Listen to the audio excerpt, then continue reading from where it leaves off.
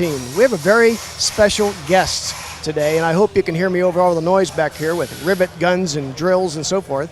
What we're doing is we are building an airplane in the EAA booth here in 1 week. We hope to have the airplane not quite flyable, but pretty close by the end of the week, yes? And I am very fortunate to sit here with a woman from Ghana. Her name is Patricia Mawuli Porter. Did I get that right? That's right. Very good. And welcome.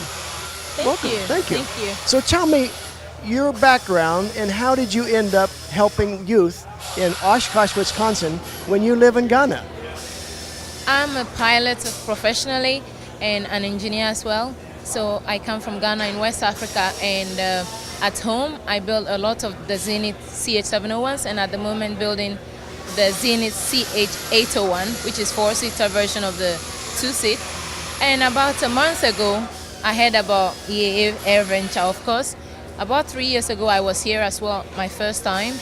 And so this year, when I heard there was going to be a plane being built, which is going to be the CH701 Cruiser, and they had different teams. They have a lot of leaders to lead the teams, but unfortunately, there was no woman in the industry who already built aircraft. And when I heard this, I said, I'm more than happy to come and help. And since in Ghana, already a lot of my focus is on women, teaching them aviation and engineering, I said, I'm more than happy to come and help the youth do this. And this is why I'm here. Wonderful. So when you say engineer, is that the equivalent of an airframe and power plant license in this country? What does engineer mean? I think most people will call it mechanic. Yeah. Okay, so a mechanic, and I understand you're also a CFI. And I'm the only woman's flight instructor in the whole of West Africa. You're amazing. Thank you. But everybody tells you that, right? I think, yes, everybody tells me I'm amazing. Wonderful. That's really great. So you've come up here and you've now spent all these, this is Thursday, and you have spent the first 4 days of the week working in this booth every day. Yes. And what are you right. mainly doing? Well, when I first started, my work was to lead the youth to be able to build the horizontal section of the aircraft, which is basically the stabilizer and the elevator. And so we did that in like 2 days. And everybody was kind of surprised because they thought it was going to take longer to do that. But I'm sorry, when you have done this before, it's kind of natural. It just comes really naturally. And I have the most amazing people working with me amongst every other person. They are young people and they are very enthusiastic. They are into it. They want to build aircraft. So for me, that was really cool. And they paid attention. They were ready to listen. And I learned a lot from them as well. And so that was what we did. But after that, when the work was over, there was other stuff that needs done, like filing. I love filing. Somebody like filed a few minutes ago and it wasn't as it should be. So I went for it and filed it. Kind of natural, really. Yes. Your enthusiasm is bubbling out of your skin. You know that? I don't know. It is, absolutely. And I'm getting the enthusiasm out of that. That's really cool. And I'll bet you that's fun as a team leader to take the people that are wanting to help and turn that into driven rivets and completion. I think that's really cool because a lot of them, they came there the very first day really confused. They don't know what to do. And there was a manual in front of us with a lot of skins and other skeletons to put together. And hey presto, within 2 days we had that working. So for them, that was a lot of smile because, you know, there are certain things that when you are doing and there is no short-term sort of reward, kids like that sort of reward. Absolutely. So once they saw it, everybody was really thrilled. And for me, that's what makes me happy since a lot of my work in Ghana is involving kids and coming in, getting experience. That was brilliant. And I think they are the best group I've ever worked with. The Evolution Flight Display System from Aspen Avionics delivers unique reliability and safety features to GA pilots and is truly the most flexible and affordable EFIS available. Aspen Avionics, a new way to look at avionics.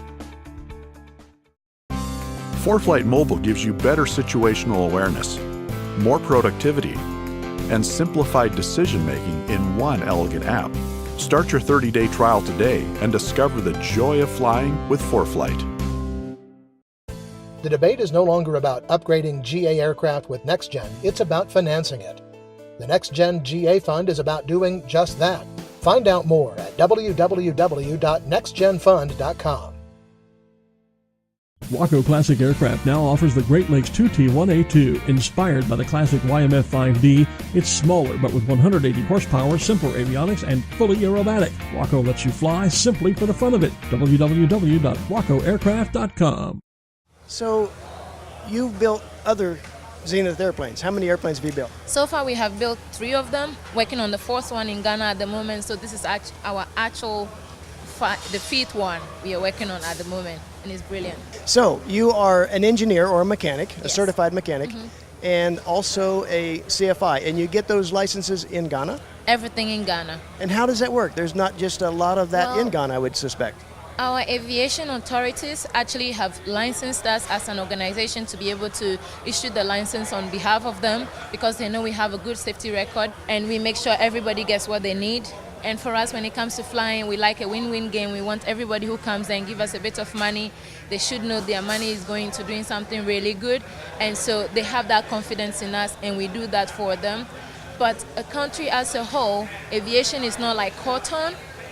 But we think somewhere in the future, if we hang in there, over time, people will begin to see what aircraft can do, what they can be used for. And as a developing country, I think once they come to understand that, it will move forward really, really quickly. Absolutely. And how many airplanes are in Ghana? How many little general aviation airplanes? If you talk about general aviation aircraft, I will be honest with you, there are not many of them. I think there are less than 100 of them, less than 100 of them. And we are the only private aircraft operators in the whole of the country. Wow. And how big is Ghana for the people that don't know Ghana very well? Well, Ghana has a population of about 24 million people. And so it's not a very big country, but when a lot of people hear about Ghana, they think it's a little city, but it's a huge country. So all of this is an awful lot of stuff to do in life. I mean, you're working on airplanes, you're teaching people airplanes. I understand you have a couple of NGOs that you're also involved Yes. in to bring this information and this passion that you share with a lot of people back into the community so that other people can benefit from that. Is that true? Oh, absolutely. The other organizations we have are like other NGOs, but we have only one commercial business, and every money that we make from there, we kind of divert straight into our NGO, like the like of Aviation and Technology Academy. Basically, we take students from other schools, focusing on girls, because women don't have many places in aviation. Because if you look at the history, gone were the days where the women were the ones in charge of building the aircraft instead of going to the war front and fighting and flying the planes.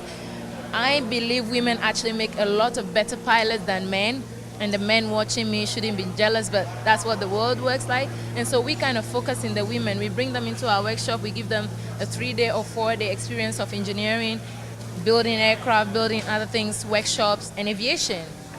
This is to boost their confidence, their courage, that women can actually do things that men can do, and we can do them better. Example is me, Melissa. There are so many other women. I met 3 Roses today. I mean, Rosie Derivatives, and they were really awesome. They saw me and they were kind of surprised that a woman is drilling. This is what we need. Women have their place in aviation, and it's high time we encourage our young people, especially the women, to go into aviation, because there is a place in there.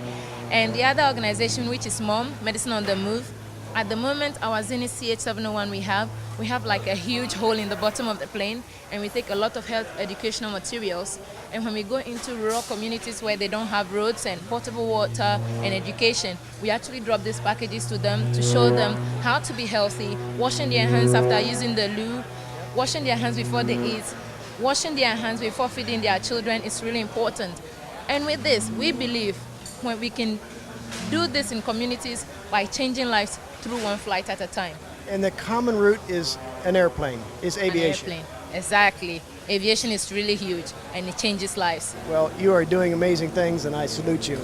And I thank you for spending some time with us, because it's important to get the message out of what you're doing and let other people know that it's possible for them as well. Oh, thank you for having me. Absolutely. Thank If a you. woman from Ghana can get this done, think about how easy it is for most of us in the U.S. We have Yeah. more resources and more I have a available. punchline I like to always tell every young person.